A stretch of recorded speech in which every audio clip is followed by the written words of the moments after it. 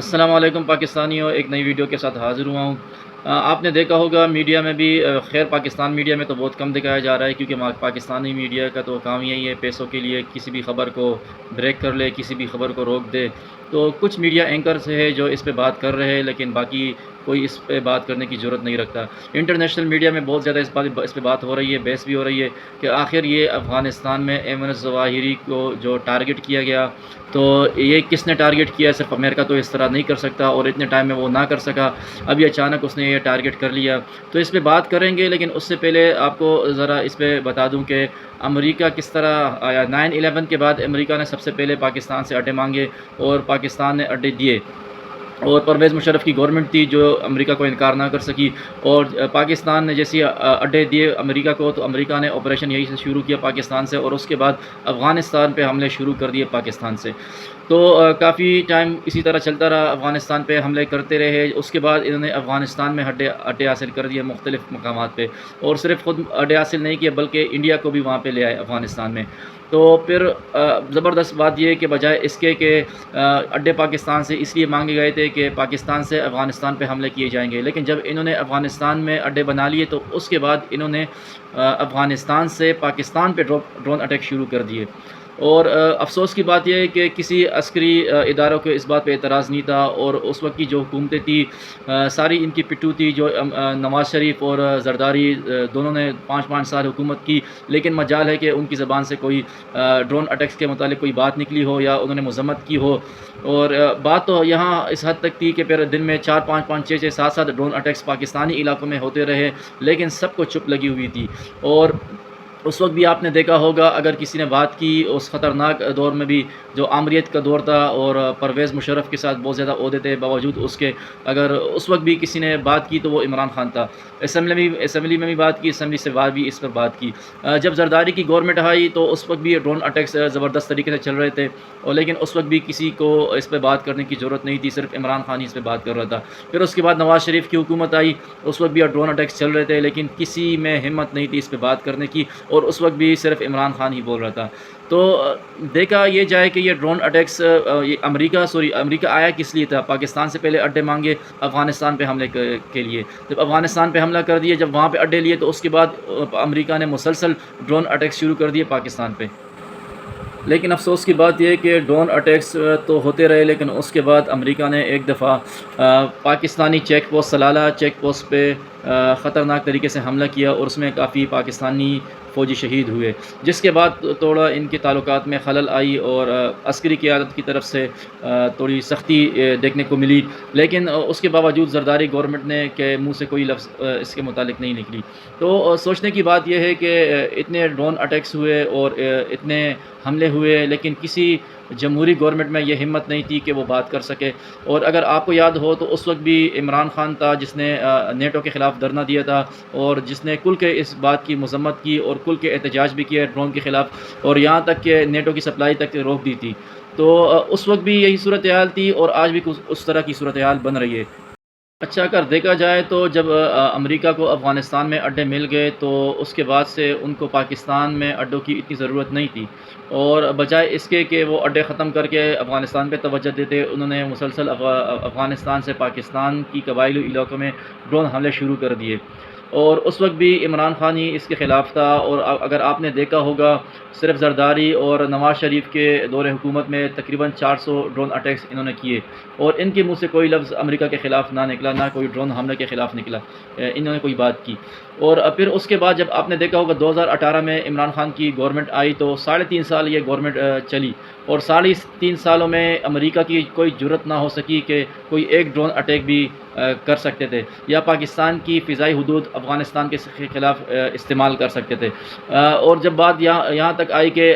امریکہ نے کافی آفرز کی عمران خان کو اڈے مانگنے کے بدلے میں، اور کافی دباؤ بھی کیا، لیکن عمران خان نے وہ دباؤ بھی مسترد کیا، لیکن اپنی فضائی حدود افغانستان کے خلاف استعمال نہیں ہونے دی، اور نہ کوئی ڈرون اٹیکس ہوا۔ تو یہی فرق تھا ہماری باقی چوروں کی گورنمنٹ میں اور عمران خان کی گورنمنٹ میں، کہ 3.5 سال میں کوئی ایک ڈرون اٹیکس نہیں ہوا۔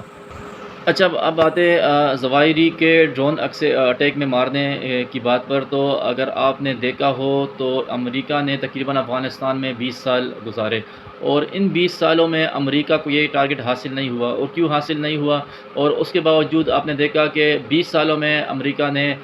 کوئی اتنی بڑی کامیابی نہیں دیکھی، الٹا ان کو ذلیل ہونا پڑا۔ اور یہ جو ابھی ڈرون اٹیکس ہوا ہے، تو امریکی رپورٹ کے مطابق یہ کابل میں ایک سیف ہاؤس تھا جہاں پہ ظواہری موجود تھا، اور امریکی میڈیا کے مطابق ظواہری کا کابل کی جو موجودہ گورنمنٹ ہے طالبان کی، کچھ افراد سے رابطہ تھا، اور وہ یہ بھی بتا رہے کہ جس وقت ہم نے ٹارگٹ کیا اس کو میزائل داغے ڈرون اٹیکس کے ذریعے، تو اس کے بعد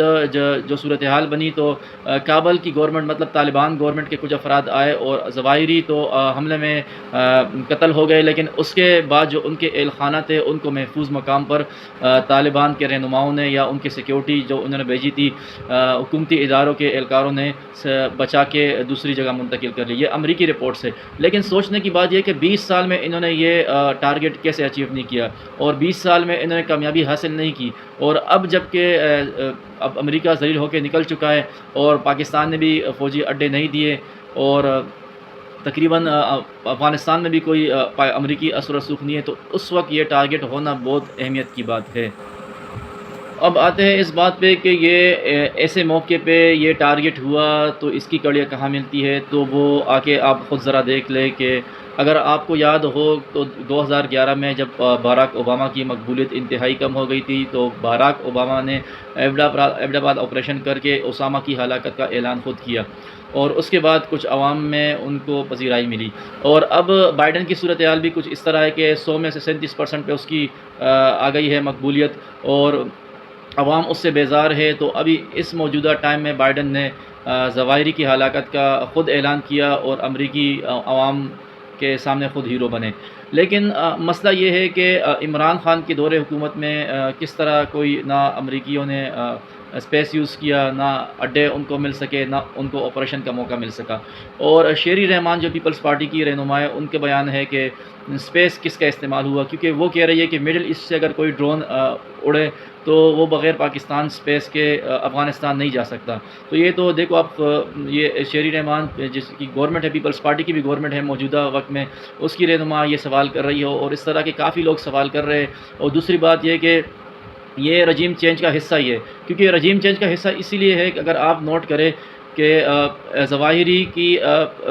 ڈرون اٹیکس میں ہلاکت سے پہلے انہوں نے سب سے پہلے پاکستان میں ایک رخ چینج کر لیا ہواؤں کا۔ سب سے پہلے انہوں نے الیکشن کمیشن کے ذریعے ایک فیصلہ دیا عمران خان کے خلاف، اور ساری میڈیا ساری پاکستان قوم کو اس طرف لگا لیا۔ اس کے بعد ہوتا ہے افغانستان پہ حملہ، اور اس کے بعد بلوچستان میں کور کا کمانڈر کی شہادت ہوتی ہے۔ تو اگر اس سے بھی آپ پیچھے چلے جائیں تو آپ نے 2 دن پہلے دیکھا ہوگا کہ ہمارے آرمی چیف نے پیسوں کے لیے IMF سے درخواست کے لیے امریکہ کو فون کیا، اور ان سے کہا کہ آپ IMF سے درخواست کر دباؤ ڈالیں، درخواست کریں کہ ہمیں پیسے دے۔ تو آپ کو پتہ ہے کہ امریکن مفت میں کسی کو لنچ بھی نہیں کراتے، تو کام کسی کا کیا کریں گے؟ اور اس کے بعد یہ صورتحال ہوتی ہے کہ اچانک سے ECP اٹھ جاتا ہے اور عمران خان کے خلاف ایک گھٹیا فیصلہ دیتا ہے بھونڈے طریقے سے، اور اس کے بعد ساری پاکستان کی میڈیا اس طرف لگ جاتی ہے، ساری PTI اس طرف لگ جاتی ہے، تاکہ کسی کو موقع نہ ملے ظواہری کی ہلاکت پہ بات کرنے کا، کسی کو موقع نہ ملے پاکستان کی ایئر اسپیس استعمال ہونے کے سوال کرنے کا، اور کسی کو عمران خان اس کے پیچھے نہ لگ جائے کہ یہ اڈے دیے گئے یا اجازت دی گئی اس کے طور پہ یہ کام ہوا ہے۔ تو اسی وجہ سے پاکستان میں پہلے سے ایک دن پہلے یہ فضا بنائی گئی، اور ساری میڈیا ساری پاکستان قوم کو اس طرف لگایا گیا، اور ابھی تو یہ انٹرنیشنل میڈیا بھی یہی سوالات کرے اور ہر کسی کا اس بات پہ تبصرہ ہے۔ اچھا، شیری رحمان نے تو یہاں تک بھی کہہ دیا تھا کہ ہمیں تو جون 2021 سے اندازہ ہو گیا تھا کہ عمران خان اب جائے گا، کیونکہ جب 2021 میں امریکہ افغانستان سے ذلیل ہو کے نکل رہا تھا اور پوری دنیا کی میڈیا وہ دکھا رہی تھی، اور اس وقت بائیڈن کہا انتہائی شدید غصے میں تھے، اور غصہ ان کو پاکستان سے بھی تھا، تو اس وجہ سے وہ کہہ رہی ہے کہ ہمیں تو 2021 میں ہی اندازہ ہو گیا تھا کہ عمران خان کے خلاف اب کچھ نہ کچھ ہونا ہے، اور عمران خان نے ایبسلیوٹلی نوٹ بھی کہہ دیا تھا، نہ اڈے استعمال کرنے دیے، نہ فضائی حدود استعمال ہونے دی، اور نہ کوئی کمپرومائز کی امریکہ سے، تو اس کے بعد ان کو اندازہ ہو گیا تھا۔ ایک صحافی ہے جو افغانستان میں تقریباً 20 سال سے کام کر رہے، 20 سال سے رپورٹنگ کر رہے، اس کا نام ہے لین ڈونل۔ تو اس کا اگر آپ تجزیہ سن لیں تو اس کا اس اٹیک کے متعلق تجزیہ یہ آیا ہے کہ پاکستان جو کہ اس وقت بالکل سری لنکا کے حالات کے قریب ہو چکا ہے اور تقریباً وہ کرپٹ ہونے کے قریب ہے، ڈیفالٹر ہونے کے قریب ہے۔ ایسے وقت میں جب پاکستان کو قرضے دینے کے لیے پیسے نہیں ہیں، ایسے حالات میں جب پاکستان کو قرضے کا سود ادا کرنے کے لیے پیسے نہیں ہیں، بے روزگاری حد سے تجاوز کر گئی ہے، ڈالر شدید اوپر چلا گیا، اور اس کا یہ کہنا ہے کہ ایسے وقت میں ایک اعلیٰ حکام، پاکستانی کے اعلیٰ حکام کا واشنگٹن سے رابطہ کرنا اور اس کے 2 دن بعد یہ ٹارگٹ اچیو ہونا، تو وہ یہی کہہ رہے کہ اس کی کڑیاں ذرا ملتی ہے۔ اور دوسری بات یہ ہے کہ الجزیرہ نے بھی یہ رپورٹ شائع کی ہے کہ اس میں پاکستانی ایئر اسپیس یوز ہو چکا ہے۔ اور اسی طرح اگر آپ چائنا کے ایک اخبار ہے، اس نے بھی یہ آرٹیکل لکھا ہے کہ اس میں پاکستان کا ایئر اسپیس استعمال ہو چکا ہے۔ لیکن مسئلہ یہ ہے کہ ہماری DGISPR کی طرف سے ابھی تک کوئی تردید نہیں آئی ہے، ان کی طرف سے کوئی بیان ابھی تک سامنے نہیں آیا، جو کہ آنا چاہیے تھا، کیونکہ عوام کے ذہنوں میں شدید کنفیوژن ہے اور انٹرنیشنل میڈیا بھی شدید اس پہ